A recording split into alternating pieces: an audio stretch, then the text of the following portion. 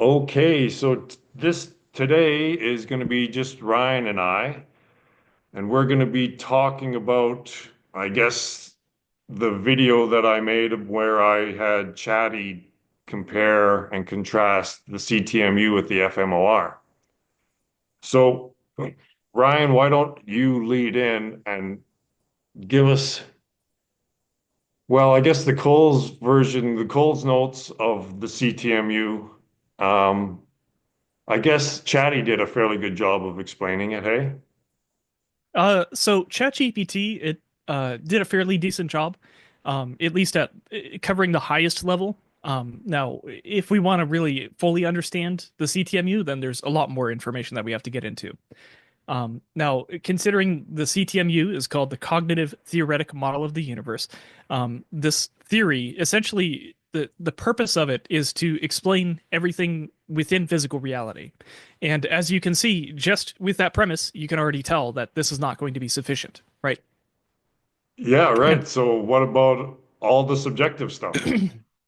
well, the subjective things are also part of reality, and that is one thing that is defined in the CTMU. But what I was speaking about more specifically is it does not include the transcendent part, which is what your theory does. So, in other Right. words, that is the importance of trying to join these two theories together. Right. So when it comes to the CTMU, the way that I like to sort of think about it personally, this is by no means the only way you can think about it. This is just the way that seems to be the simplest way to approach it. Is We start off with the main claim that reality is a dual aspect monism. More specifically, Langen says it's infocognition. So that means that we have information on one side and then we have cognition on the other side, and those are the two sides of duality. And then the unification of those two is the relational medium. So, in other words, in order to have information, you need to also have cognition. So, you need to have both in order to have either make sense. And there is the awareness that permeates both of those. And in Langen's terms, we would call that telesis or telos. Um, So there's already a duality and the unification of that is the relationship between the two dualities, basically. yeah, So it's so yeah, it's basically this is the way that the CTMU fits into your triune model. So, in other words, the triune model, we could call that a dual aspect monism. So, in other words, when we're thinking about your triune model, the center column would be the monist, the monad, and then we would have the duality splitting off of the monad. So, right. similarly, in the CTMU, we would have information on one side, cognition on the other side, and then the relation between the two, which we don't necessarily have a good word for, which would be in the center. Right. So the the problem with his theory that I see, and also with Federico's, is I see the similarities between Federico's theory and the CTMU in that Federico says the one wants to know itself, and the SCPLC, whatever it is. SCSPL. Yeah, yeah, that that is also the process of becoming more aware of itself, right? So they both agree, all three of our theories agree that there's this increasing self-awareness that's occurring. Like that's basically the reason for all of this is the universe or reality, or I would say the self, is learning more about itself. But and that's the purpose of everything. But the shortcomings I see with their theories is that it goes on forever, right? So that in an infinite system that just keeps doing that, just keeps learning more and more and more and more about itself, it's all definitions of that are basically meaningless, right? Like there's no such thing as gaining more if it's infinite, right? That doesn't make sense to say becoming or gaining or increasing in Well, an infinite you can think of system. it, yeah, you can think of it more as a dividing process. instead. So we can think of the Yeah. source dividing and dividing and dividing over and over and over. And that is more or less what the CTMU is trying to describe is the that we have something that was initially a monad and then it's split off with self-configuring self-processing language where we have the bottom-up evolution and then we have top-down processing. So, in other words, the bottom-up evolution is what we see in biological systems, where we go from very simple single-celled organisms to multicellular organisms, etc., until we get to complex things like humans. And then from the top down, we have the telos being distributed. So, in other words, the simple creatures, they have some sort of will or self-determinacy to them, where they want to maximize what we call a generalized utility function. And then with that, as we get to higher and higher levels of order and complexity, then we get to higher levels of also having that same property.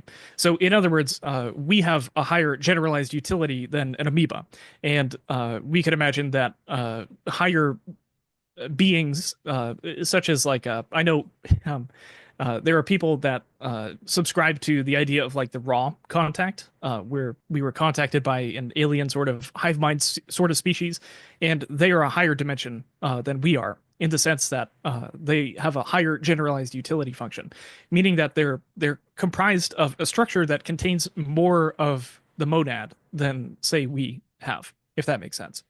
Um, so really there's a lot of nuance here, and the nuance, of course, comes from the fact that we're embedded within samsara. So, really, the way that I see the utility of the CTMU is it describes with as much detail and accuracy as possible the structure and the way that samsara works. And of course, your theory, what it does is it shows the transcendence of samsara. So I see both of those parts as being very important for seekers that are especially interested in understanding the whole picture. Right. So the way Chatty put it is that the CTMU describes the process of becoming, and mine describes the end goal of that process, right? So how, to me, a process that just keeps going with no conclusion, that is exactly samsara, right? Exactly right. So Yep. yeah, so that's again, that's the problem with both Frederico's and Chris's theories is that there's this process of ever becoming or increasing, they use these words, becoming more increased self-awareness or more, right? But again, I keeps coming back to in a process that is infinite, that has no end, then all those words are meaningless. Becoming or an increasing is are meaningless terms in an infinite process, right? So that's the cyclical nature of this. So unfortunately, this is the most subtle trap of Maya, right? Is that it appears as though there's a progression, there's a hierarchy or whatever that you're making progress, but it's just cyclical, right? It's still got you trapped. Yes. So this is where these theories need to be transmitted into actual experience, right? Like how does it affect your life, right? Like what when you come to this understanding, let's say someone understands the CTMU as closely as well as Chris does himself, how does that affect your life? How has that changed your life? You know what I mean, right? Like, Yeah, yeah. Yeah, so they're definitely, from my best understanding of the CTMU, it does not include the transcendent part. You could say that the way that it's included, in a sense, would be through the term unbounded telesis. So unbounded telesis, we could also call that UBT. So that's like the will of the universe, and it's unbounded because it's not something that is tied to something within physical reality or within the thought process. And it has some really interesting implications to physical reality in the sense that it can be used as sort of a way to explain the presence of dark energy within the universe. So maybe you've heard before of the virtual particles that pop into and out of existence within the vacuum of space-time that can be measured with the Casimir effect. The Casimir effect, for those who don't know, and essentially this is just two plates that are put into a vacuum chamber, and that vacuum chamber is devoid of light and any other particles that could interact in that region. And those pressure plates, they have the ability to detect whether or not there's some sort of force that is being applied to them, one direction or the other. So when you bring those plates incredibly close together, then what it does is it minimizes the amount of possible particles that can pop into existence within the space in between those two plates. So what that means is you end up getting a net overall positive pressure from the outside region of the plates because there's more possible particles that can pop into existence here or here as opposed to the space in between. So this is the way that we have direct observational, or I guess you could say indirect observational evidence of the presence of the dark energy expansion of the universe via the virtual particles popping into and out of existence. So we could say that these virtual particles that are popping into and out of existence are equivalent to unbound telesis trying to manifest. So in other words, this is the unbound potential that is trying to manifest into something in physical reality. So in other words, this is you could say God, so to speak, coming out of the pure potential and then nucleating into physical things within the universe. And we would be examples of what he would call secondary tellers. Tertiary tellers would be like these virtual particles and other material things that we see in this world. And then the primary teller would be what he calls the global operator descriptor, which controls this entire mechanism. And it contains all of those parts. So in other words, when it comes to the primary, secondary, and tertiary tellers, that's another way that we can fit the CTMU into your triune system, where the primary teller would be the center column, and then we would have the secondary and tertiary tellers being like humans versus physical reality, or conscious beings, rather, to be more specific.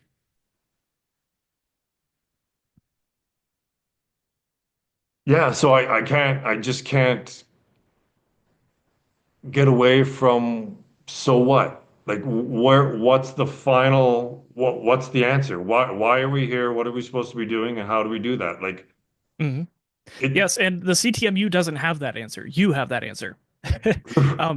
You've got that part, and if you want to know the details that are below that superset, then that's what the CTMU is useful for. so does he claim that it answers any of these questions? Like he isn't trying to reconcile the physical problems, right, with physics. Like he's not trying to reconcile gravity with quantum mechanics or anything like that, is he? I'm not sure what he's doing on the back end. It's possible he might be working on something like that, but if he is, I don't suspect he'll have any success with that. Or at least the success that he does have will just lead us deeper into the rabbit hole, as Yeah. opposed to concluding. Um, yeah. Yeah. So I guess again, I have to ask the people who are doing involved in it and understand it and discuss it, what's the point? What's the conclusion? How does this change your life? Like now with this understanding, let's say that this actually is the most precise, succinct way, comprehensive way of understanding reality. Well, then shouldn't that change your life dramatically? Like if you understand reality at this deep level, then you should be just fucking knocking it out of the park, right? Like your life should be, it should change your life. Hmm. So again, there requires introspection, okay? Like I have this great understanding, and when I'm thinking about it, I think that I understand things and I feel very good about it. But then how does that transmit in your normal, how have you changed your life? Like what is it, what do you do that's differently now? Right? Hmm. So So again, we with have to try, I encourage people to introspect how does this change things? Yeah. For me personally, when I read the CTMU, before I read the CTMU, I was an atheist. After I read the CTMU, I became a theist again. So Right. that had the effect of changing my life in that sort of sense. But of course, going from atheism back to theism, of course, a more nuanced version than Catholicism or any of the other major religions. That was a major transition that changed a purposeless life into a purposeful life. So it did improve my life, but it did not improve in the same sense of what you're after, if that makes sense. I think you understand where I'm coming from.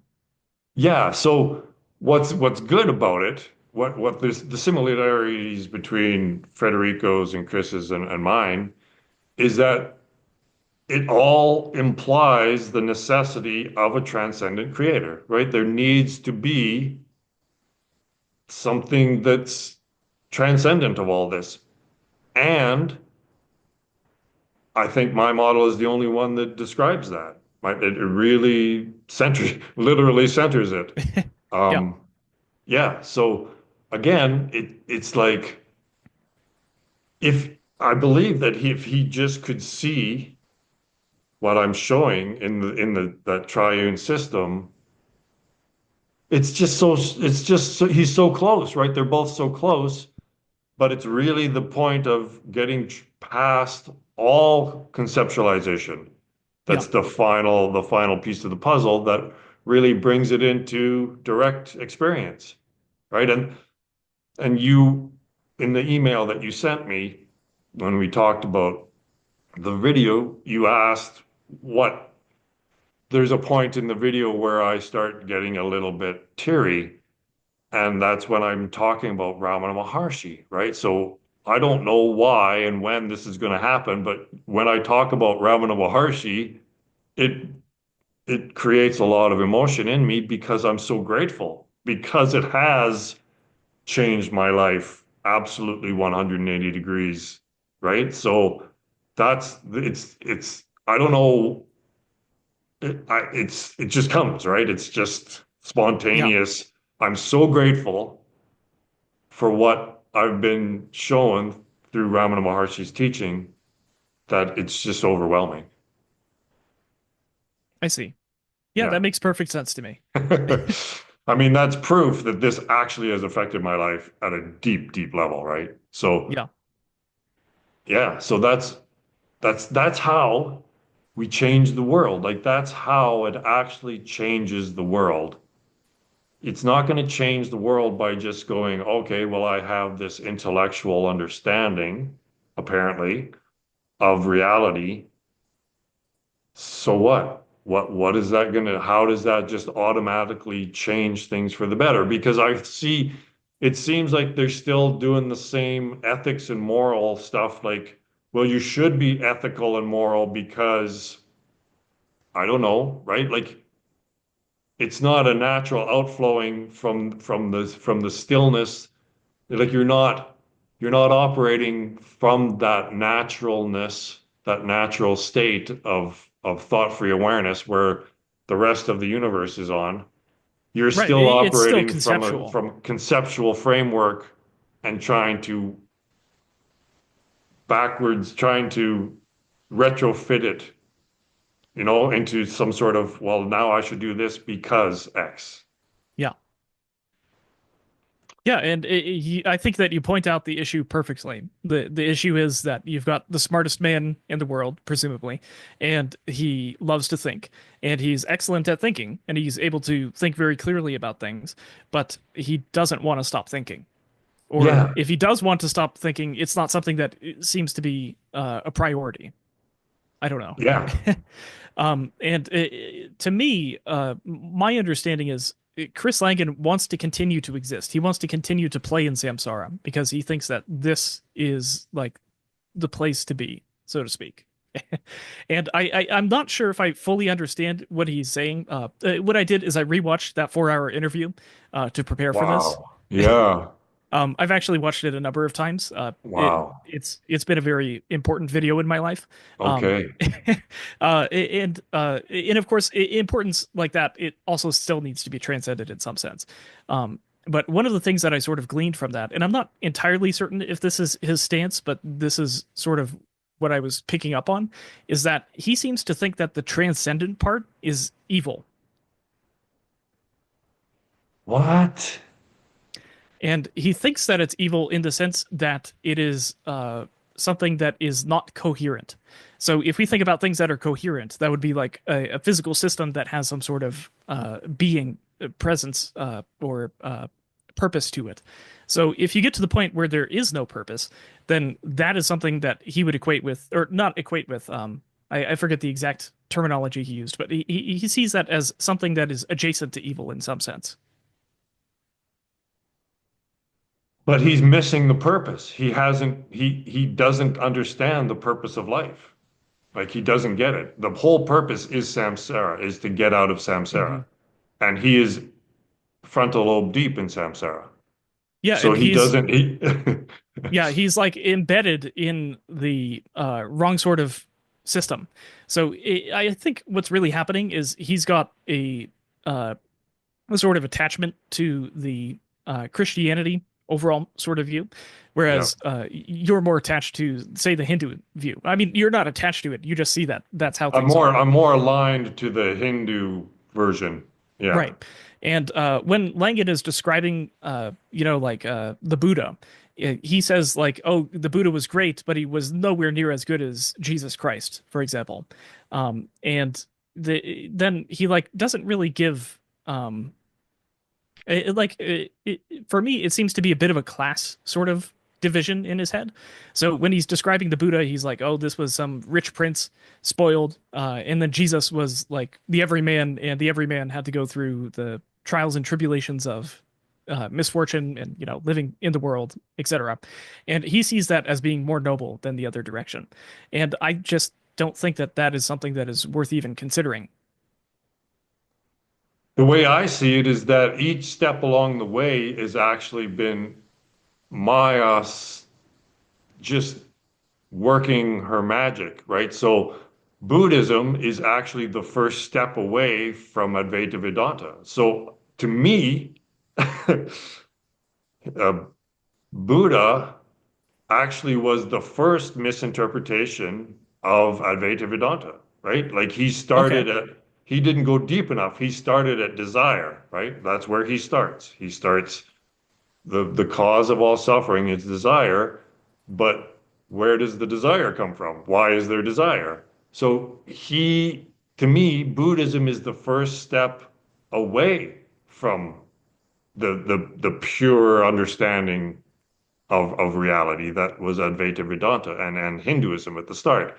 And then as you go along, well, Christianity and Muslimism, whatever, is they're the final steps beyond, right? So they're, I hate to say it, but I don't hate to say it, is that to me, Christ was probably the least enlightened because it's not about feeding everyone, right? It's not about healing the sick. It's not about changing the dream. It's not about making the dream a better dream. That's not the point. The point is realizing that you're in a dream, right? Yeah. So, and then, so they can't escape this catch 22, I guess, in a way of, well, we want to always increase and get better and become. But again, if there's no end to it, then you're exactly on a treadmill. You're exactly on the wheel of samsara because those phrases, those words are meaningless in an infinite system, right? So you have to get past time altogether, right? So he's still trying to fix all this within time and space, right? So there's a progression and there's things to do but that's all Maya. It's Yeah. Maya is so good at this. Yeah, and that's where I see reality fractal coming in and being a very important necessity to sort of explain exactly why the CTMU is insufficient. Um, so the CTMU, what it does is it's able to describe physical reality and also the non-physical reality. So he calls these the terminal and non-terminal domains. So it can also describe, say, the process of reincarnation. So when it comes to the birth and death cycles and the process that goes from one to the other, but it doesn't have a framework that necessarily puts it into a logical enough perspective where you can take that framework and direct it directly towards transcendence. Can you share the screen and go to that place where there's a diagram and it looks like it's exactly just the yin yang?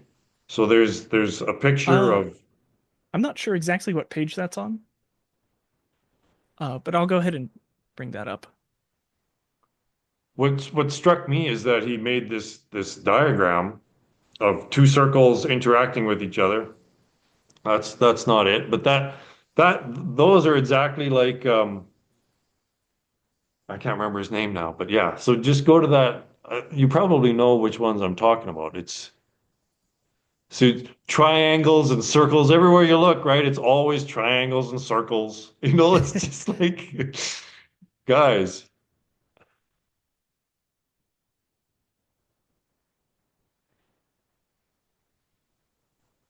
Okay. I'm not sure exactly which you're talking about. Just Is it keep this? just keep going. No. Okay.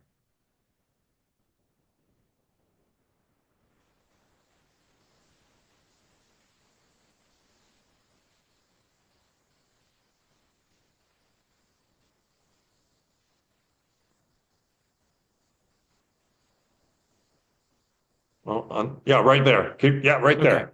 See? Well, that's the yin yang, right? Like obviously that's Taoism. Like you just they're just going over the same shit over and over and over and over and over, right? They're just painting more turtle shells. hmm And the CTMU does describe this recursion. It's just that it doesn't see the need to transcend it. Right. So it's it's it's the concave convex thing again, right? Without recognizing that there's such a thing as a curve, right? You're just saying concave is the opposite side of convex, but there's no such thing as curve without even recognizing that there's curve, right? So it's just dualism. Like Well, there's see, there I where's the monism? Where is the monism in this? yeah, so they do recognize the monad. It's just that they equate. I don't. See, it's very tricky to sort of put this into very precise language.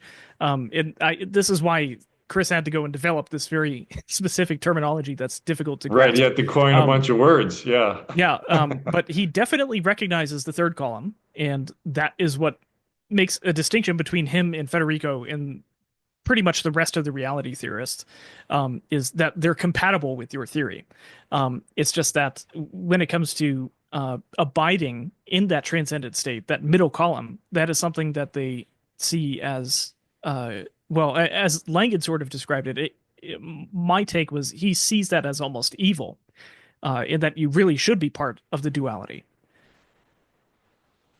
And Yeah, I don't know well, where that intuition comes from, but it seems the like, Christian, you his know, beliefs. It's yeah. again, it's beliefs. It's the beliefs that are making him try to adjust the model to try to fit his belief systems.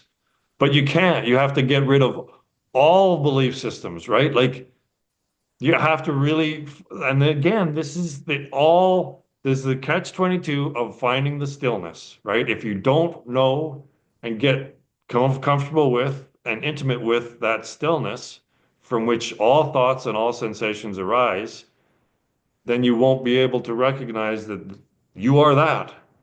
So it's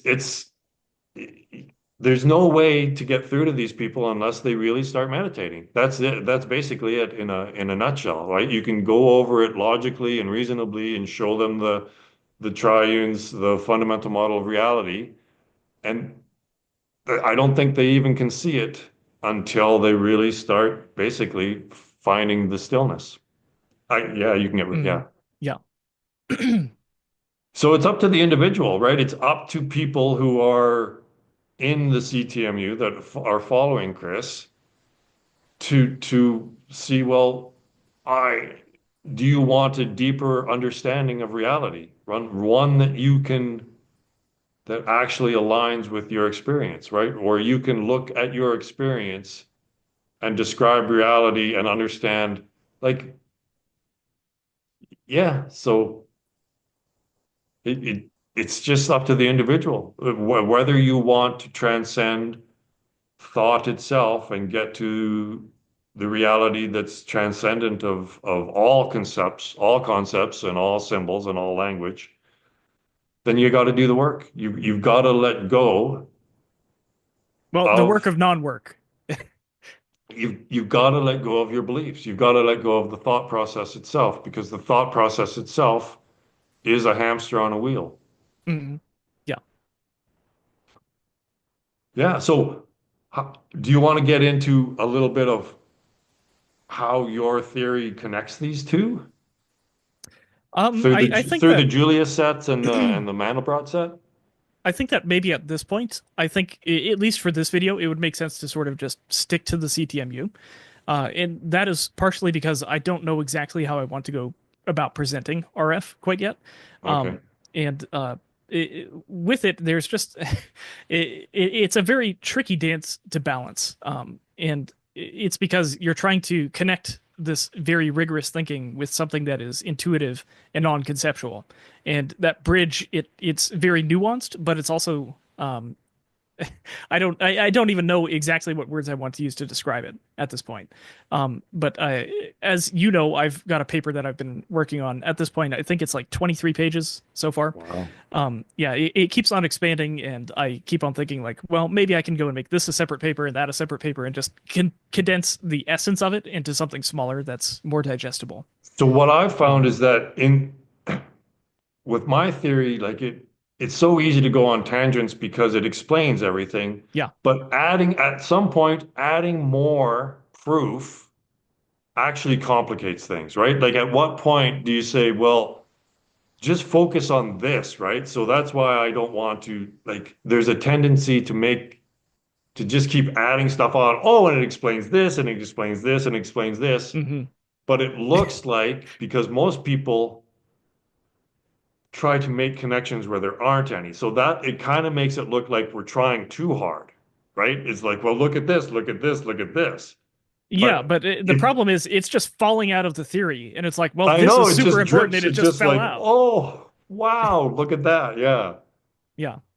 Uh, So I, yeah. I Go ahead. want to if people just understood the math thing alone, well, the two, right? The fundamental model of reality, like if you can see how that just unifies all science and all religion in a very simple manner, and then also understand that math, that quantity is incorrect, and that the actual meaning of numbers is expressing that we're in samsara, then just if you just understand those two things, laser focus on understanding those two things, then all these other revelations will come to you, right?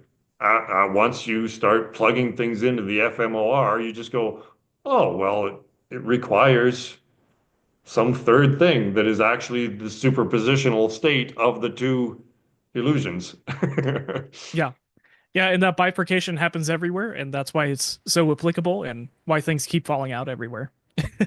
And it's Um, the acceptance that it's the Tao, and the Tao that can be named is not the eternal Tao, right? So that's the transcendence. That is the transcendence of language and conceptualization, right? Which is required.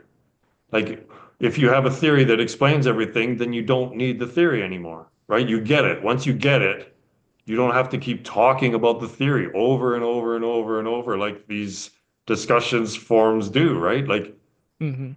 you and I, we don't we don't need to work on non-conceptuality anymore. We can just talk about it in reference to everything else, all the crazy shit that's going on with humanity. Yeah. So, did you Yeah. want to get more into some of the CTMU concepts, or are you not really interested in that level? Well, again, it's zooming in not just on the trees, but on the branches of the trees and the leaves on the branches of the trees. So to me, it doesn't matter. Like the details don't matter because once you realize that there's no conclusion, right? So chatty, I finally was able to narrow it down. It's like, okay, well, it Chatty finally realized, oh yeah, so Chris Langens is describing the process, but it's just a process that just keeps going on and on and on, like a non-halting computer. It just, right? Because you haven't found the answer. That's Yeah, why you it's just, describing like the doing of God, but not the being of God. right, right. Yeah. So it's inverted, right? So we have to assume that God completely knows and understands itself from the get-go, and this is just a game. And what happens in a game? Well, you temporarily suspend your understanding, your self-awareness of your where you are, and you just play the game. You just fully get into the game and you forget that you've got tests coming up or whatever, you've got a problem with your wife or whatever. All that goes away when you're playing a game, right? When you're really so that's the perspective is that we have to assume that the one, the God or whatever it is, always knows itself. It's not it's and and the process of it appearing to learn more about itself is actually the process of it deprogramming, it's of remembering, right? It's not that you didn't know and now you're knowing. It's like you just chose to forget because you're playing the game. So it's again, it's trying to get people to understand that dreamless sleep isn't the nothing. You just don't remember the experience that you were having, the peaceful, wonderful experience of sleep while from this perspective, right? So that looks like it's nothing, boring or whatever, but it's not. Yeah, and as someone who's actually tapped into that, I know that it's home. You know, it feels it's more home than home in I this know physical it's reality. exactly it's you like if you want to even put it in Christian terms, you're in communion with God, right? It's like this is what communion with God would be like. Like I'm sometimes it's so blissful that I'm almost drooling, right? It's just like so it's not a place where you go. It's not just this and God's over there and you're happy because God's over there. No, it's Hmm. it's more immediate. It's the most Well, immediate. it's pre-conceptual, Yeah. so there can't be any space, there can't be any time.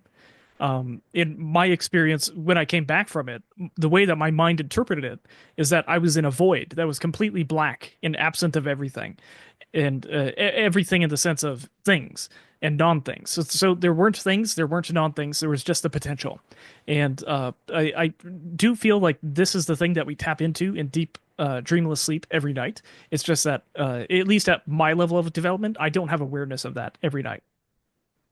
Yeah. Yeah, that's a big one to be aware while you're in dreamless sleep, right? So, and meditation is bringing that state of complete contentment. So you're bringing the dreamless sleep state into the waking state, basically, right? Because Well, yeah, but also when you're in deep meditation, there's just peace. right. And it's always here. Like it's here even now. The issue, at least at someone like at my level of understanding, is that samsara is such a strong pull that you don't even notice when you're getting back into it. Like the only tell is whether or not there's suffering that's present, um, or if you're conceptualizing. Hmm. Yeah, no, this brings meaning to life. Like the meaning, the purpose is here all the time, but it's overwhelming what that entails, right? So once you realize the meaning of life, there is nothing else but the purpose, right? So every single moment and every single action is exactly the spiritual life, right? So it's in a way you need to be a spiritual warrior and everything you need it's so wild, right? Because it's just not paying attention to this realm and yeah, but Now, people just got to do it. I also hear of people who go the opposite way, where they become intimately aware of everything that is occurring within their reality at all times. And that is also a way that this can sort of manifest. And I've heard people say that, like, if you're chasing, say, just the absence of this physical world, then that is still sort of like an aversion of a sense. And I'm not entirely sure I mean, intuitively, I think that makes some sense because if we're thinking about transcending things, then it doesn't matter what's happening in this realm. Um, so I don't know. This particular realm is still sort of confusing for me. That Mm. specific line of questioning. It, I mean, the more you find the stillness and the peace and the contentment that is the natural state, the more that just naturally becomes the preferred state.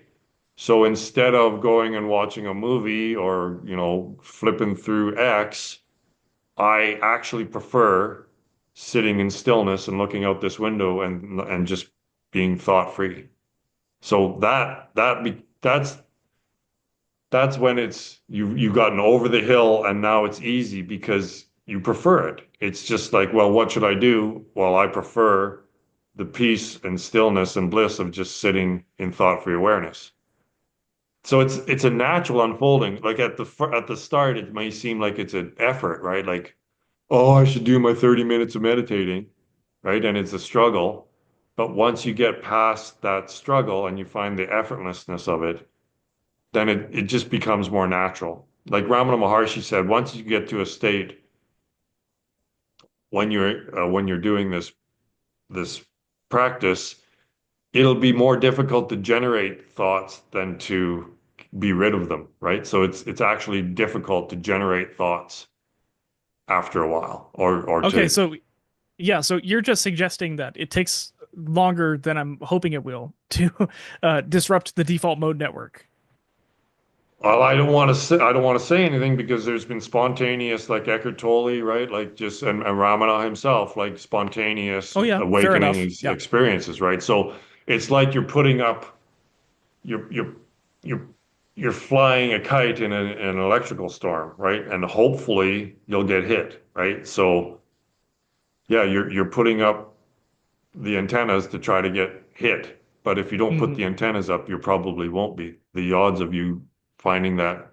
So it is, in one way, it's spontaneous. So just stick with that. Like, there's a trap, and that's the trap, right? Is that there's a progression, but there actually isn't a progression, right? It's the one step path. Every single time, you're just there again. It's just, oh, yeah, here it is again, right? Yeah. It's just, it's like everything else. The more you do it, the easier it'll get. But it's so pervasive and invasive. The screen and the digital realm is so invasive now. It's very difficult. We're at the very end stage, and I get it why people are having a hard time transcending thoughts because it doesn't even come up. The idea that you can just actually not think, Yeah. right? It's like totally foreign. Now, getting back to something that you said a little bit earlier, I'm curious, why would you choose to, say, sit in your chair and look at nature as opposed to sit in your float tank? What is like the thing that causes you to decide to do one or the other of those things? I don't know. Right now, my float tank isn't operational, so that's an easy question to answer. I can't go sit in my float tank. Um, yeah, I don't know. Like some thoughts still enter my mind, and sometimes I act on those thoughts, but most of the times I don't. I don't follow those thoughts, right? So I intentionally don't give volition or power to the voice in the head. Because when the voice in the head says, maybe you should go do this, and you immediately go up and do that, then it gives the appearance that that's in control when it actually isn't. Right. Hmm. So if you have a thought, I want to go do X, just sit with that for a while. Just sit there and sit there and sit there and watch it. And you don't necessarily have to act or not act upon it. You can just watch it dissipate. Right. But most people are completely under the influence of that voice. It's like, I got to do this. All right. Well, you should do this. Right. The thought comes up, I want to do X. It's like, well, now should I do X or shouldn't I do X? Or they go run and do X right away, or they struggle with it, right? These thoughts don't have to have any power over you at all. They're just like clouds floating by, right? That's the whole thing is to loosen the grip that the thoughts have on you. That's all of this. Because right now, humanity's being completely controlled. Like there's no free will anymore at all, even if there isn't even the illusion of free will anymore. Because we're just being controlled by everything that's going on the screen. Well, yeah, it's sort of like we're outsourcing our free will to the programmers who create the Yeah. algorithms. So Taoism would say that as much as we're programming, we are being programmed. So it's like there's always the if there's a high pressure system over here and a low pressure system over here, or a different temperature over here and a different temperature over here, they're always trying to find unity, right? They're always trying to find homeostasis. So the homeostasis of this is we are being programmed as much as we're programming, right? It's obvious. So it's not just a one-way street. That fucking thing is programming us as much as we're programming that fucking thing. And it's we're not natural anymore. All right, so I gotta call this because we have a thing to do. Okay. So Yeah. I appreciate this discussion, and maybe maybe Chris will get back to me because I did email him at that and it didn't Hmm. come back. It didn't bounce or anything, so I'm assuming it went through. Yeah. But yeah, Um, we'll yeah, and see. just keep me informed with that. And if you do end up having a discussion with him, or it looks like it might lead to a discussion, then maybe contact me first, and hopefully I can help you to sort of understand his terms better so that you can better meet him where he's at. Yeah, I'm not holding I don't hold out any delusions that he's going to get back to me, but if he does, that'd be fantastic. It shows an openness, right, to reevaluate and that you're not stuck, right? You're not just going to defend this at everything. Yeah. Yeah. All right, Ryan, thanks again for your discussion, and we'll probably talk to you next Friday, maybe again. All right. Great. Okay, thanks. Bye bye. Bye.